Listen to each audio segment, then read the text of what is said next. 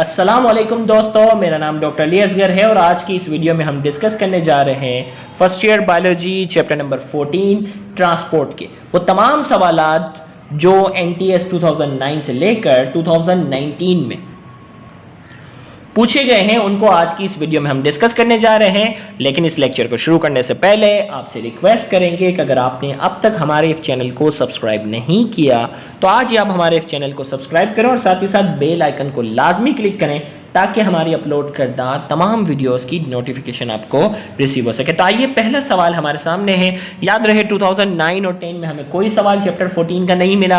हमारे पास पहला ही सवाल 2011 का है। The massive accumulation of blood with in a tissue is called. किसी भी टिश्यू के अंदर खून का जमा हो जाना वो क्या कहलाता है? Haemorrhage, haematoma, hepatoma, haemocele, haematemesis. तो इस एमसीक्यू का करेक्ट आंसर है हेमेटोमा। याद रखिएगा, हेमरेज क्या होता है? छोटी सी ब्लीडिंग। हेमरेज जैसे ब्रेन हेमरेज है ना, किसी जगह पर ब्लड का जो है वो जमा हो जाना हेमरेज कहलाता है। लेकिन मैसिव एक्यूमुलेशन, बड़े पैमाने पर खून का जमा हो जाना, ये क्या कहलाता है? हेमेटोमा। जबकि हेपेटोमा क्या? लीवर कैंसर को कहते हैं। और हेमेटोमेसिस जो है वो जब वॉमिटिंग के अंदर जब ब्लड आना शुरू हो जाए वो कहलाता है। तो आपके लेवल पे दो हैं, हेमरेज और हेमेटोमा में। तो हेमेटोमा कहलाता है किसी भी टिश्यू में बड़े पैमाने पे खून का जमा होना, ये हेमेटोमा कहलाता है। मामूली सी मिकदार में अगर है तो वो हेमरेज कहलाएगा। 2011 में एक ही सवाल पूछा गया था। आइए 2012 में देखते हैं वो कौन सा सवाल है जो चैप्टर 14 से रिलेटेड है। ओके भाई, चैप्टर 14 में 2012 में हमसे ये सवाल पूछा गया है। Which valve action result from an increase pressure in the ventricle of the heart. कौन से वॉल्व? आपको हार्ट के वॉल्व तो सारे बताए गए हैं। कार्डियक साइकिल भी हमने पूरी समझाई हुई है। सेमी ल्यूनर वॉल्व हमने बताया था, एवी वॉल्व बताया था, ये सारी चीजें हैं। हमसे कहा जा रहा है किस वॉल्व के एक्शन की वजह से वेंट्रिकल में प्रेशर जो है वो बढ़ेगा। तो closure of heart valve, all valve, चारों की चारों वॉल्व की बात हो रही है। The closure of semi lunar valve, the opening of bicuspid valve, the opening of semi lunar valve, और ई में कहा जा रहा है the opening of tricuspid valve. तो इस एमसीक्यू का हमारे पास जो करेक्ट आंसर हमारे पास है वो डी है, the opening of semi lunar valve. क्योंकि सेमी ल्यूनर वॉल्व जब ओपन होते हैं तो वेंट्रिकल क्या होता है? कॉन्ट्रैक्ट होता है। तो यहां हमने कहा वेंट्रिकल कॉन्ट्रैक्ट होगा, एवी वॉल्व क्लोज होंगे, एवी वॉल्व क्लोज हो जाते हैं ऊपर से, और वेंट्रिकल का प्रेशर जब बहुत हाई होता है तो सेमी ल्यूनर वॉल्व क्या होते हैं? ओपन होते हैं। तो सेमी ल्यूनर वॉल्व का ओपन होना ये इंडिकेट करता है कि वेंट्रिकल का प्रेशर क्या है? ज्यादा है। तो इसके लिए आपने हमारा लेक्चर जो है वो कार्डियक साइकिल वाला जो है वो पूरा लेक्चर लाजमी देखिएगा। उसमें आपको पूरा ये मैकेनिज्म जो है वो समझ में आ जाएगा कि क्या था। तो इसका करेक्ट आंसर हमारे पास जो है वो डी है। 2014 का सवाल था। आइए इसके बाद हम 2013 की तरफ बढ़ते हैं। 2012 के बाद के कौन सा सवाल जो है वो पूछा गया है। In human body, blood circulation from gut to the heart passes through the। Human body के अंदर ब्लड सर्कुलेशन गट से हार्ट तक, यानी डाइजेस्टिव सिस्टम से लेकर हार्ट तक किसके जरिए पहुंचेगी? Passes through the. तो इसका करेक्ट आंसर हम aorta, kidney, liver, lung, spleen. तो करेक्ट आंसर है लीवर। याद रखिएगा, इसकी सर्कुलेशन जो होती है ना ह्यूमन बॉडी के अंदर, गट से हार्ट तक जो सर्कुलेशन पहुंचती है वो लीवर के जरिए क्या होती है? पहुंचती है। इसका करेक्ट आंसर हमारे पास जो है वो सी है। फिर इसके बाद 2013 के बाद आते हैं 2014 की तरफ, देखते हैं उसमें कौन सा सवाल हमसे पूछा जा रहा है। हम तलाश में हैं उसमें। ओके भाई, बच्चों वाला सवाल हमारे पास। The diagram shows how water is loss from a leaf. Vapour की शक्ल में जा रहा है। By which process is the water loss? Leaf के जरिए लॉस हो रहा है। किस प्रोसेस के जरिए? Osmosis, photosynthesis, translocation, transpiration, transcription. तो करेक्ट आंसर सबको पता होगा ट्रांसपायरेशन। और ट्रांसपायरेशन का लेक्चर जिन्होंने अटेंड किया होगा, ऊपर से भी अगर देखा होगा तो इसको पता होगा ये ट्रांसपायरेशन है। जबकि हमने बहुत डिटेल में हमने ट्रांसपायरेशन को डिटेल में लेक्चर में डिस्कस किया हुआ। इसका करेक्ट आंसर हमारे पास जो है वो डी है। 2014 में एक ही सवाल था। आइए 2015 की तरफ चलते हैं। और 2015 में मुझे इस चैप्टर के बहुत सारे सवाल मिले भाई। देखो NTS वालों का जो है वो कोई भरोसा नहीं है, किसी चैप्टर से भर भर के सवाल भी देते हैं। ओके, ये बड़ा मज़ेदार सवाल है। एक मिनट, कैमरा थोड़ा सा फोकस करते हैं। The table refers to blood vessel in the human body. एक टेबल है, वेसल्स हैं, एओर्टा है। एओर्टा देखो यहाँ कुछ चीज़ों को PQR कर दिया ना उन्होंने। जैसा पल्मोनरी वेन है ना, वो क्या करती है? लंग्स से ब्लड लेकर आती है हार्ट पर। सही है। अब इसी तरीके से यहाँ कह रहा है एओर्टा, जो वो क्या करता है, ऑल ऑर्गन, कहाँ से ब्लड लेके जाता है, आपको मालूम है पी जो होता है वो लेफ्ट वेंट्रिकल से लेके जाता है। भाई लेफ्ट वेंट्रिकल से एओर्टा से निकलता है ना, लेफ्ट वेंट्रिकल से तमाम ऑर्गन तक लेके जाता है, तो पी क्या होना चाहिए, left ventricle, where P Q R. अब आपको पता है पी जो है वो लेफ्ट वेंट्रिकल है, राइट वेंट्रिकल वाले दोनों ऑप्शन हट गए, अब लेफ्ट वेंट्रिकल वाले, पी में फैसला हो गया। अब हेपेटिक आर्टरी जो है ना, एओर्टा, हेपेटिक आर्टरी जो है वो एओर्टा से ब्लड को कहाँ लेके जाएगी, लीवर तक लेके जाएगी, तो आर क्या होना चाहिए, लीवर होना चाहिए। ओके, तो लेफ्ट वेंट्रिकल और आर क्या है, लीवर। किडनी तो नहीं है, तो हमें तो सीधा सीधा ऑप्शन मिल गया 85 का जो ये करेक्ट आंसर हमारे पास जो है वो क्या है, B is the correct answer. Left ventricle से तमाम ऑर्गन, एओर्टा से वो लीवर पे लेके जाएगी, हेपेटिक आर्टरी। बकिया दो नहीं भी पता तो भी आप अपने देखिए, इस किस्म के सवाल को सारे सॉल्व करने की जरूरत नहीं है। स्टार्टिंग का ऑप्शन मिल गया ना, देखो पी देख के मुझे दो ऑप्शन हट गए, आर देखकर मुझे क्लियर अपना आंसर ही मिल गया, तो मुझे मेरे पास इस एमसीक्यू का जो करेक्ट आंसर है वो क्या है, B is the correct answer. फिर इसी 2015 में हमारे पास जो है वो एक और सवाल भी हमें मिल रहा है, आइए देखते हैं वो सवाल क्या है।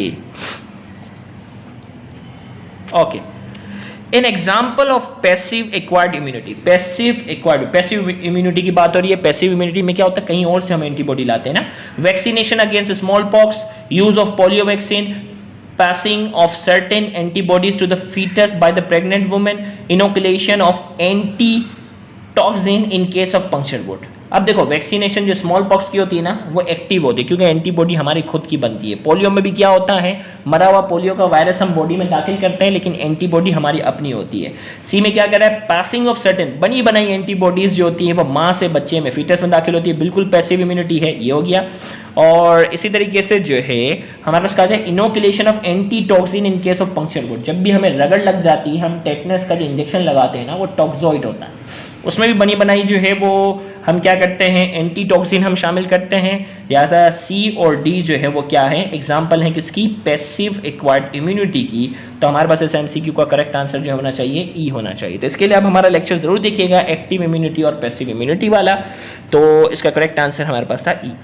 इसी 2015 में हमारे पास जो है वो एक और सवाल है जो कि केएमडीसी वालों ने पूछा था, देखते हैं वो सवाल कौन सा है, हम तलाश में हैं। एक मिनट, हम तलाश में हैं वो कौन सा सवाल है। ओके, ये सवाल हमारे पास है, Which of the following are found in both arteries and capillary? इनमें से कौन सी चीज़ है जो आर्टरी और कैपिलरी दोनों में पाई जाती है, collagen fibre, elastic fibre, endothelial cell, smooth cell. तो बहुत ही बच्चों वाला सवाल है, आर्टरी और कैपिलरी के पास तो सिर्फ और सिर्फ एंडोथेलियल सेल ही होते हैं ना, और तो कुछ होता ही नहीं है, और यही एंडोथेलियल सेल आर्टरी के पास दूसरी चीज़ों के साथ साथ भी मौजूद होते हैं। तो कैपिलरी के पास तो सिर्फ एंडोथेलियल सेल है, तो आर्टरी और कैपिलरी के पास दोनों के पास कौन सी चीज़ है, सिर्फ और सिर्फ endothelial cell. Collagen fibre capillary के पास नहीं होते, इलास्टिक फाइबर भी नहीं होते और स्मूथ सेल भी नहीं होते। तो इसका करेक्ट आंसर हमारे पास क्या है, सी इज द करेक्ट आंसर। फिर इसके बाद जो है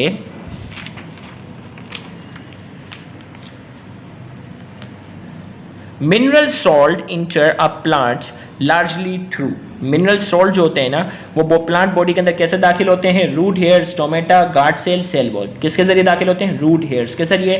तो इस एमसीक्यू का करेक्ट आंसर जो है वो ए है। फिर इसी तरीके से इसी ईयर में एक और सवाल है, about 55% of volume of human blood is, 55% human blood जो होता है वो किसके जरिए होता है, आपको बहुत आसानी से मालूम होगा, ब्लड प्लाज्मा। इसके लिए आप कंपोजिशन ऑफ ह्यूमन ब्लड वाला लेक्चर हमारा ज़रूर देखिएगा, उस लेक्चर की शुरुआत में ही बताया गया था 55% जो होता है वो प्लाज्मा होता है और 45% ब्लड कार्पसल होता है, और उस 55% का 90% जो होता है वो वाटर होता है। पूरी एक एक चीज़ हमने चार्ट के जरिए समझाई है। उम्मीद है कि जिन्होंने बुक नहीं भी पढ़ी, सिर्फ लेक्चर देखे हैं, उनके सारे सवाल जो हैं ये आसानी जो है वो कवर हो रहे हैं।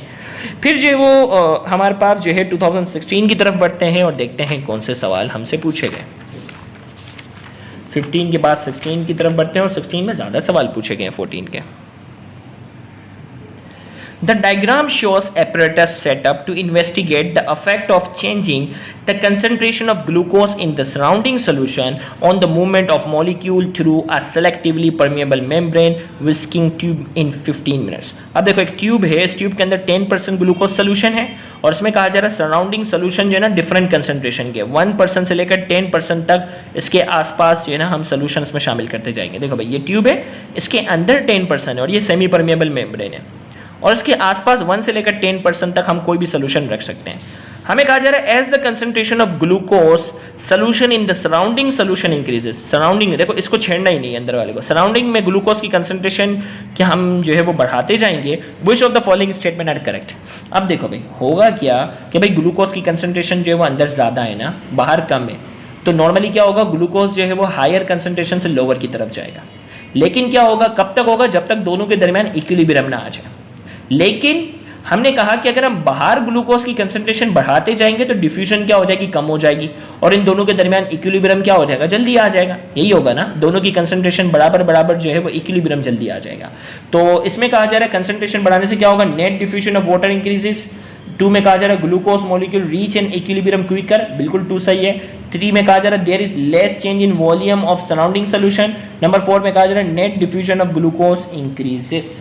हमें तलाश करना है कि इसमें ओके इसमें हमारे पास जो है इस एमसीक्यू की अगर हम बात करने जा रहे हैं तो हमारे पास net diffusion of water increase, जैसे से जो है वो हम ग्लूकोज की कंसंट्रेशन बढ़ाते जाएंगे तो पानी की डिफ्यूजन में इजाफा हो जाएगा। पानी की डिफ्यूजन में इजाफा होगा बिल्कुल, क्योंकि ग्लूकोज की कंसंट्रेशन बढ़ेगी मतलब पानी की कंसंट्रेशन कम हो जाएगी, तो ग्लूकोज वाटर की डिफ्यूजन में इजाफा होगा। 1 सही है। इक्विलिब्रियम जो है वो जल्दी आ जाएगा, ये भी सही है। और 1 मिनट, पानी की डिफ्यूजन का हम जो है वो बात नहीं कर रहे। पानी के लिए जो वर्ड होना चाहिए वो होना चाहिए ऑस्मोसिस का, तो ये हमारे पास नहीं। ओके ग्लूकोज जो है वो इक्विलिब्रियम जो है वो जल्दी रीच कर जाएगा, ओके ये सही है। 1 नहीं, पानी की डिफ्यूजन की बात नहीं है, पानी के लिए ऑस्मोसिस होना चाहिए word. There is less change in the volume of the surrounding solution, बिल्कुल ग्लूकोज की अगर डिफ्यूजन अगर कम हो जाएगी ना, देखो ग्लूकोज इक्विलिब्रियम जल्दी आ जाएगा, डिफ्यूजन कम हो जाएगी, तो there is less change in volume of surrounding. Equilibrium अगर देर से आता ना तो ग्लूकोज अंदर से बाहर आता जाता, सराउंडिंग का वॉल्यूम बढ़ता जाता। लेकिन अगर हम ग्लूकोज की कंसंट्रेशन बढ़ा देंगे डिफ्यूजन कम हो जाएगा। डिफ्यूजन कम हो जाएगा मतलब क्या होगा, इक्विलिब्रियम जल्दी आ जाएगा। इक्विलिब्रियम जल्दी आ जाएगा तो मतलब सराउंडिंग का जो वॉल्यूम होगा उसमें इजाफा क्या होगा, कम होगा। तो इसका मतलब क्या होगा, 2 और 3 सही है। इसमें कहा जा रहा है net diffusion of glucose increase, नहीं ग्लूकोज की डिफ्यूजन तो डिक्रीज हो रही है। और net diffusion of water increase, water के लिए तो ऑस्मोसिस का वर्ड होगा, डिफ्यूजन नहीं, तो मतलब 2 और 3 जो है वो करेक्ट है। तो हमारे पास इस एमसीक्यू का करेक्ट आंसर जो है वो डी है, इसका डी है। डी में कहा जा रहा है 2 and 3 ओनली। फिर इसके बाद जो है हमारे पास इसी ईयर में एक और सवाल भी हमारे से पूछा गया है इसी चैप्टर का, और वो बड़ा मजेदार सवाल है। One type of congenital heart defect is called atrial septal defect. एक कॉन्जेनाइटल डिफेक्ट है एट्रियल सेप्टल डिफेक्ट, यानी इंटर एट्रियल सेप्टम, 2 एट्रियम के दरमियान जो वॉल है ना उसमें सुराख होता है। Where the left and right atria are not completely separated, right और लेफ्ट एट्रियम जो है सेपरेटेड नहीं होते सही तरीके से। ASD usually result in blood moving from left atrium to right atrium, left से राइट की तरफ आता है। This will cause increase blood pressure in the right atrium, right atrium में प्रेशर बढ़ जाएगा, and decrease blood pressure in the left atrium, left से, क्योंकि लेफ्ट जो होता है वो हाई प्रेशर होता है ना, तो ब्लड जो होता है वो लेफ्ट से राइट की तरफ चले जाएगा। Which of the following road describe the other effect of ASD on blood pressure and oxygenation? दूसरे इफेक्ट की बात हो रही है। अब देखो भाई, blood pressure in pulmonary artery increase होगी डिक्रीज होगी, blood pressure in systemic aorta, systemic aorta की बात हो रही है, और percentage of oxygen blood in pulmonary artery क्या होगा। अब देखो भाई, सबसे पहले क्या होगा, लेफ्ट एट्रियम में जो ब्लड होता है ना वो ऑक्सीजनेटेड होता है, कार्डियक साइकिल रिकॉल करनी है, और वो आ गया राइट में, तो क्या होगा, पल्मोनरी आर्टरी जो है, गौर से सुनिएगा, पल्मोनरी आर्टरी जो है उसमें ऑक्सीजन में इजाफा होगा। पल्मोनरी आर्टरी जो होती है वो जिसमें डीऑक्सीजनेटेड ब्लड होता है, अब उसमें ऑक्सीजनेटेड ब्लड आकर मिक्स हो गया, ऑक्सीजनेटेड ब्लड आके मिक्स हो गया, तो इसका मतलब उसकी परसेंटेज ऑफ ऑक्सीजन में क्या हो जाएगा, इजाफा हो जाएगा। तो डिक्रीज वाले 2 ऑप्शन हट गए, इंक्रीज वाले रह गए। बी और डी में हमें क्या करना है, फैसला करना है। हमें किस में फैसला करना है, बी और डी में फैसला करना है। अब इनकी बात करते हैं, blood pressure in systemic aorta, blood pressure in pulmonary artery. Pulmonary artery के तो भाई परसेंटेज तो हमें पता चल गई ना कि परसेंटेज जो होगी वो इंक्रीज होगी, और बी और डी में अब फैसला करना है। अब जो है वो blood pressure in pulmonary artery की बात हो रही है, and blood pressure in systemic aorta. अब blood pressure in systemic aorta जो हमारे पास है वो क्या होगा, डिक्रीज होगा, क्योंकि वो लेफ्ट साइड वाला खून तो राइट में जा रहा है, लेफ्ट साइड वाला खून राइट में जा रहा है, वो लेफ्ट वेंट्रिकल में सही तरीके से नहीं जाएगा, तो सिस्टमिक एओर्टा का प्रेशर जो होगा वो डिक्रीज होगा। तो अब यहाँ इंक्रीज था, हमें मिल गया ये इंक्रीज ये डिक्रीज। अब ऑटोमेटिकली अगर हमें इसका नहीं भी पता तो हमें पता है कि आंसर यही है। तो इस एमसीक्यू का जो करेक्ट आंसर हमारे पास जो है वो क्या है, डी। जबकि blood pressure in pulmonary artery भी क्या होगा, इंक्रीज होगा, क्योंकि लेफ्ट से खून आ रहा है राइट में, तो राइट में ज़रूरत से ज़्यादा खून आ रहा है तो पल्मोनरी आर्टरी का प्रेशर भी बढ़ेगा, ऑक्सीजनेशन की परसेंटेज भी बढ़ेगी, जबकि सिस्टमिक एओर्टा का प्रेशर जो होगा डिक्रीज होगा।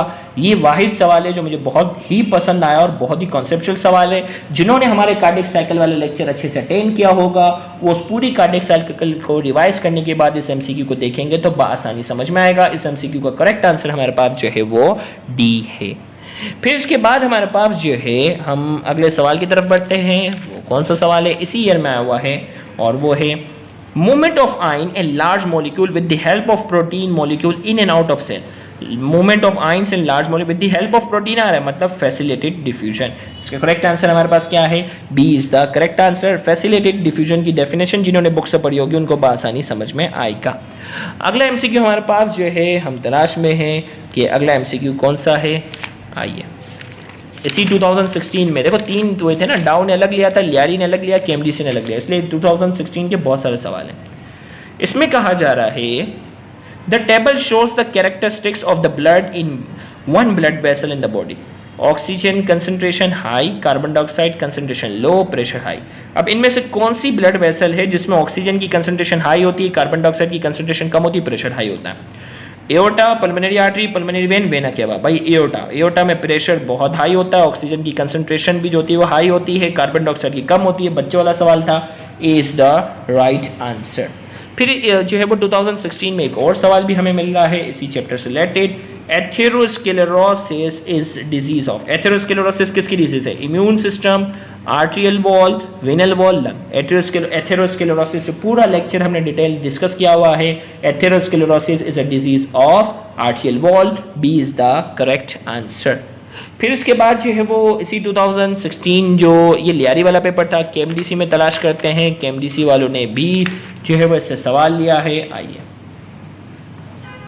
ओके भाई, Which of the following processes occur in vascular tissue in leaves and in roots? इनमें से कौन सा प्रोसेस है जो vascular tissue leaves और roots में होता है।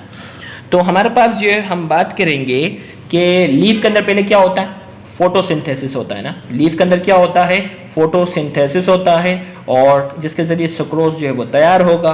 इसी तरीके से जो है वो रूट्स के अंदर क्या होता है, रूट प्रेशर होता है जिसके जरिए पानी जो है वो नीचे से ऊपर आता है। अब कह रहा है sucrose enters phloem and is polymerised to starch, water passes from, okay ये वाला ऑप्शन डॉट गया। Sucrose enters phloem by active transport, active transport के जरिए, and the water potential negative, ये सही ऑप्शन है। वाटर पासिस फ्रॉम, वाटर नहीं दाखिल होता, सक्रोज दाखिल होता है। Water passes out of phloem and is lost through transpiration, जो है वो ओके। तो सक्रोज की फॉर्मेशन हो रही है, ये सही है। Root pressure and transpiration pull are responsible for ascent of sap, और बिल्कुल सही है। एसेंट ऑफ सेप का जो ताल्लुक है वो रूट से है और सक्रोज जो है वो एक्टिव ट्रांसपोर्ट के जरिए दाखिल होगा जिसकी वजह से वाटर पोटेंशियल कम होगा। ये दो तो हमें मिल गए हैं, लेकिन हमें एहतियातन देखते हैं कहीं ऐसा ना हो कि दूसरा ऑप्शन भी कोई सही हो। तो इसमें कहा जा रहा है active transport of salt into pericycle make the water potential there is high. Salt का एक्टिव ट्रांसपोर्ट होगा तो वाटर पोटेंशियल कम हो जाएगा, ये गलत हो गया। Active transport of water into xylem make the water potential more negative, नहीं, एक्टिव ट्रांसपोर्ट ऑफ वाटर की वजह से वाटर पोटेंशियल बढ़ जाएगा।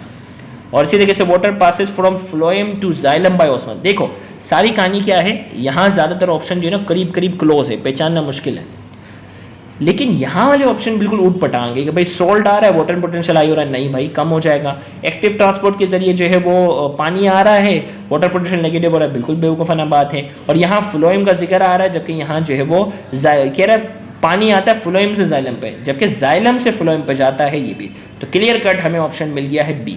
तो ये बड़ा खतरनाक आप कह सकते हो, इस टाइप के एमसीक्यू सॉल्व करना थोड़ा सा मुश्किल हो जाता है, लेकिन इसमें आप देखा करें, इसको बिल्कुल एंड पे रखा करें और इसमें अक्सर आपको कोई ना कोई क्लू मिल जाता है जो आपको अच्छा स्कोर दिलाने में मददगार साबित हो सकता है। फिर इसके बाद जो है वो इसी ईयर के अंदर, तो इस एमसीक्यू का करेक्ट आंसर जो है वो बी है, बाकी ये 3 बिल्कुल ही फजूल थे, इस वजह से हमने इसको पहचान लिया। फिर इसके बाद जो है हमारे पास इसी 2016 में हम तलाश करते हैं कि हमें कोई मिले। The tendency of a solution to take up water when separated from pure water by a selective permeable membrane is called. Tendency of a solution to take up water when separated from pure water by a selective permeable membrane. हमने कहा selective permeable membrane के जरिए water Uptake करने की जो सलाहियत होती है उस सलाहियत को हम क्या कहते हैं, वो सलाहियत कहलाती है ऑस्मोटिक प्रेशर। और वाटर लॉस करने की जो सलाहियत होती है वो कहलाती है वाटर पोटेंशियल। पानी अपटेक करने की जो सलाहियत है वो ऑस्मोटिक प्रेशर, और लॉस करने की जो सलाहियत होती है वो वाटर पोटेंशियल कहलाता है। तो इस एमसीक्यू में सलाहियत जो अपटेक की बात हो रही है, लिहाजा इसका करेक्ट आंसर जो है 85 का करेक्ट आंसर जो है वो ए है। इसी 2016 में हमारे पास जो है वो चैप्टर 14 का एक और सवाल है, देखो बढ़ बढ़ के सवाल पूछा। तो 2016 जो है वो बेसिकली नाम है चैप्टर 14 का। Which method of gaining immunity can be described as natural and active? कौन सा नेचुरल और एक्टिव? एक्टिव का मतलब एंटीबॉडी हमारी अपनी बननी चाहिए। फीडिंग ऑफ कोलोस्ट्रम, कोलोस्ट्रम कहते हैं माँ का जो दूध होता है ना, जो स्टार्टिंग के कुछ दिनों में आता है, उसकी बात हो रही है। Inhaling the chicken pox virus, chicken pox virus को इनहेल कर लेना। Injection of antibodies through placenta. देखो पैसिव में बनी बनाई एंटीबॉडीज आएंगी, एक्टिव में हमारी एंटीबॉडी खुद बनेगी। तो कोलोस्ट्रम जो होता है ना, माँ के जो दूध होता है स्टार्टिंग के कुछ दिनों में आता है ना, बच्चे की पैदाइश के बाद, वो कोलोस्ट्रम कहलाता है। उसमें बनी बनाई एंटीबॉडी जिस्म में दाखिल होती है। और इसमें कह रहा है इंजेक्शन ऑफ एंटीबॉडी, ये तो हो नहीं सकता। थ्रू प्लासेंटा, प्लासेंटा से भी बनी बनाई एंटीबॉडी बच्चे में दाखिल होती हैं। तो लिहाजा एक्टिव इम्यूनिटी का जो ताल्लुक है वो क्या है? बी है, inhaling the chicken pox virus. Chicken pox virus जिस्म में दाखिल हो जाएगा तो हमारा जिस्म उसके खिलाफ जो है वो एंटीबॉडीज जो बनाना शुरू कर देता है, वो एक्टिव की एग्जाम्पल होगा। फिर इसी ईयर में एक और सवाल भी जो है वो पूछा गया है, और वो पूछा जा रहा है वो है during ventricular systole. Ventricular systole के दौरान क्या होगा? वेंटिकल कॉन्ट्रैक्ट करेंगे, क्या होता है? Oxygen blood is pump into aorta, बिल्कुल। And deoxygenated blood is pump into pulmonary vein, नहीं, वो पल्मोनरी आर्टरी में जाएगा। Oxygenated blood is pump into pulmonary artery, नहीं, पल्मोनरी आर्टरी में डीऑक्सीजनेटेड ब्लड जाता है। Oxygenated blood is pump into aorta, बिल्कुल सही है। And deoxygenated blood is pump into pulmonary artery. C is the correct answer. हमारे पास इस एमसीक्यू का करेक्ट आंसर सी है। तो इसके लिए कार्डियक साइकिल वाला टॉपिक जिन्होंने अच्छे से अटेंड किया है हमारा लेक्चर, वो बआसानी इसको बता देंगे। सी इज द करेक्ट आंसर। फिर इसके बाद 2017 जो है पूरे सिंध का जब पेपर एक साथ होना शुरू हुआ, इसके बाद आइए देखते हैं उसके क्या सवालात हैं हमारे पास। Okay, humoral immunity is carried by a special group of cell called. Immunity का पूरा लेक्चर आप जरूर देखिएगा, बड़ा मजेदार है, बहुत मेहनत से रिकॉर्ड किया हुआ है। Humoral immunity is carried by special group of cell. Humoral immunity में कौन होते हैं? एंटीबॉडीज होती है, और वो एंटीबॉडी कौन बनाते हैं? बी सेल बनाते हैं। किलर सेल, हेल्पर सेल, ये वाले जो सेल होते हैं ना, वो सेल मीडिएटेड इम्यूनिटी जो हमने समझाई हुई है, उसके अंदर सारी चीजें हैं। तो इसका करेक्ट आंसर हमारे पास क्या है? B cell. Humoral immunity is carried by special group of cell called B cell, जो एंटीबॉडीज बनाते हैं। 2017 में एक और सवाल भी पूछा गया है इससे भाई, वो भी हम तलाश में हैं। ओके भाई, इसमें कहा जा रहा है human cell maintain concentration gradient across their plasma membrane such that there is a high sodium concentration outside the cell and a high potassium concentration inside the cell. Suppose that within the cell membrane are sodium leak channel would allow sodium to. हमें कहा जा रहा है human cell के अंदर क्या होता है? सेल के बाहर सोडियम की कंसंट्रेशन ज्यादा होती है, सेल के अंदर पोटेशियम की कंसंट्रेशन ज्यादा होती है। और हमें कहा जा रहा है सपोज कर लो कि सेल के अंदर जो है वो लीक चैनल मौजूद है, और वो लीक चैनल क्या करेंगे? इसमें कहा जा रहा है move out of the cell by simple diffusion, move into the cell by simple diffusion, move out of the cell by facilitated diffusion, move into the cell by facilitated diffusion, move into the cell by active transport. हमें इस MCQ का answer देना है। तो याद रखिएगा sodium की concentration जो है वो बाहर ज्यादा है, लिहाजा सोडियम जो होगा वो बाहर से अंदर आएगा, बाहर से अंदर आएगा। आउट वाले ऑप्शन 2 हट गए। अब इनटू की बात हो रही है, simple diffusion, facilitated diffusion, active transport. Active transport की जरूरत नहीं है क्योंकि बाहर कंसंट्रेशन ज्यादा है, तो ये वाला ऑप्शन भी हट गया। अब सिंपल डिफ्यूजन या फैसिलिटेटेड डिफ्यूजन। सिंपल डिफ्यूजन तो ये है कि मेम्ब्रेन के किसी भी रास्ते से आ जाए, लेकिन चैनल बना हुआ है, इसका मतलब कोई ना कोई प्रोटीन है, और कोई ना कोई प्रोटीन जो है उसकी मूवमेंट में हेल्प कर रहा है, इसका मतलब कौन सी डिफ्यूजन होगी? फैसिलिटेटेड डिफ्यूजन होगी। तो इसका करेक्ट आंसर हमारे पास जो है वो क्या है? D, move into the cell by facilitated diffusion, क्योंकि चैनल के जरिए जो है वो क्या होगा? अंदर दाखिल होगा। बड़ा जबरदस्त और कॉन्सेप्चुअल सवाल दिया था। कुछ सवाल होते हैं जो वाकई हम अप्रिशिएट करते हैं कि बहुत अच्छे सवाल हैं ज़हीन बच्चों को परखने के लिए। फिर इसके बाद कहा जा रहा है all of the following protect the body against the entrance of germs except. इनमें से जो है वो जर्म्स के खिलाफ प्रोटेक्शन सब देते हैं सिवाय एक के, tears, mucus membrane, ciliated cell, white blood cell, red blood cell. तो करेक्ट आंसर क्या है? Red blood cell. Red blood cell का इम्यूनिटी के अंदर कोई रोल नहीं है। तो 2017 में आपके सामने 3 सवाल जो है वो पूछे गए हैं। आइए हम 2018 की तरफ बढ़ते हैं, कौन कौन से सवाल आज जो है वो पूछे गए हैं। तो 2018 का पहला सवाल आपके 2 MCQ जो है इसमें पूछे गए हैं। विच of the following is not a part of immune system? इनमें से कौन सी चीज है वो इम्यून सिस्टम का पार्ट नहीं है? Phagocytes, complement protein, cytokinins, atherosclerosis. तो बहुत ही बच्चों वाला ऑप्शन है, एथेरोस्क्लेरोसिस इम्यून सिस्टम का पार्ट नहीं है। फेगोसाइट्स, कॉम्प्लीमेंट प्रोटीन, साइटोकाइनिन्स ये इम्यून सिस्टम के लेक्चर में हमने बहुत डिटेल में डिस्कस किया है। उम्मीद है कि वो लेक्चर आप देखेंगे, आपको बहुत फायदा होगा कि शॉर्ट लीव फेगोसाइट्स क्या होते हैं, लॉन्ग लीव फेगोसाइट्स क्या होते हैं, कॉम्प्लीमेंट प्रोटीन का क्या काम होता है, साइटोकाइन्स का क्या काम होती है। बहुत चीज़ें हमने डिटेल में और बहुत मेहनत से समझाई हैं। तो जिन्होंने वो लेक्चर अटेंड किया होगा तो हंस हंस के कह रहे यार बच्चे वाले सवाल पूछते हैं NTS वाले। तो एथेरोस्क्लेरोसिस इसका आंसर है। The system responsible for fighting the pathogens, pathogen के खिलाफ लड़ने में कौन सा सिस्टम हेल्प करता है? Muscular system, endocrine system, nervous system, immune system. तो करेक्ट आंसर हमारे पास क्या है? D, immune system is the correct answer. तो 2018 के 2 MCQ के बाद आइए सबसे रिसेंट ईयर जो 2019 है, आइए हम उसमें तलाश करते हैं कि चैप्टर 14 से कौन कौन से सवाल थे। ओके, तो इसमें हमारे पास जो सवाल है हम उसकी बात करते हैं।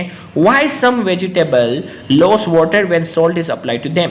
जब सॉल्ट अप्लाई करते हैं तो कुछ वेजिटेबल जो थे वो पानी लॉस करते हैं, क्यों? A, due to less negative water potential of external environment than cell, due to more negative water potential of external environment than cell, due to less positive water potential of external environment than cell, due to more positive water potential of external environment than cell. तो अब इस MCQ का जो ताल्लुक total जो है वो water potential वाले टॉपिक से है, तो इसका करेक्ट आंसर जो है वो due to more negative water potential of external environment than the cell. भाई सेल का जो पानी लॉस करने की जो सलाहियत होती है वो बढ़ जाती है बाहर के मुकाबले में, लिहाजा सोल्ट अप्लाई करने पर वो क्या करता है? लॉस करता है। इस MCQ का करेक्ट आंसर हमारे पास जो है वो बी है। फिर से 2019 में एक और सवाल भी हमसे जो है वो पूछा गया है, उसकी हम तलाश में है, देखते हैं क्या है। ओके भाई, हमें कहा जा रहा है व्हाट डज ए, एक मिनट थोड़ा सा हम फोकस करते हैं। What does a in the following picture? इस पिक्चर के अंदर जो ए है ना, इस रास्ते को नाम दिया गया, उस रास्ते के बारे में पूछा जा रहा है कि वो रास्ता है क्या। तो मुख्तलिफ रास्ते हैं, symplast, cellular pathway, apoplast pathway, ये पाथवे के नाम हैं। तो इसमें जो करेक्ट आंसर हमारे पास है ये सिम्प्लास्ट पाथवे है। सेल टू सेल जो पाथवे नजर आ रहा है ये एक इसको रिप्रेजेंट किया है, इस पूरे पाथवे को हम नाम देते हैं सिम्प्लास्ट। तो एपोप्लास्ट क्या होते हैं, सेलुलर पाथवे क्या है, सिम्प्लास्ट क्या है, ये जरूर आप टेक्स्ट बुक में लाजमी देखिएगा, बहुत आसान है। सेल टू सेल जो पाथवे है वो क्या है? सिम्प्लास्ट है। तो ए रिप्रेजेंट कर रहा है सिम्प्लास्ट को, तो इसका करेक्ट आंसर हमारे पास जो है वो बी है। इसी ईयर में एक और सवाल भी हमसे पूछा गया है और वो सवाल इस वीडियो का आखिरी सवाल होगा। A group of immune cell that mediates the cellular immune response by processing and presenting antigen for recognisation by certain other cell of immune cell is called. हमने कहा वो सेल जो क्या करते हैं? रिकॉग्नाइज करने का काम करते हैं। क्या करते हैं? Presenting antigen for recognisation. Antigen जो है उसको रिकॉग्नाइजेशन के लिए प्रेजेंट करते हैं, उसे क्या कहते हैं? बिल्कुल बच्चे वाला सेल, एंटीजन प्रेजेंटिंग सेल। और एंटीजन प्रेजेंटिंग सेल कौन सा होता है? एग्जांपल है macrophage. Macrophage act as antigen presenting cell. तो इस MCQ का जो करेक्ट आंसर जो है वो सी है। और इसके साथ ही हमारे आज की ये वीडियो मुकम्मल हुई, जिसमें हमने 2009 से लेकर 2019 तक हमने सारे MCQ जो है वो डिस्कस किए हैं। उम्मीद है इस वीडियो से आपको बहुत ज़्यादा फायदा हुआ होगा और इस वीडियो को ज़रूर लाइक कीजिएगा और कमेंट में अपना फीडबैक भी लाजमी दें। Thank you very much. Allah हाफ़िज़।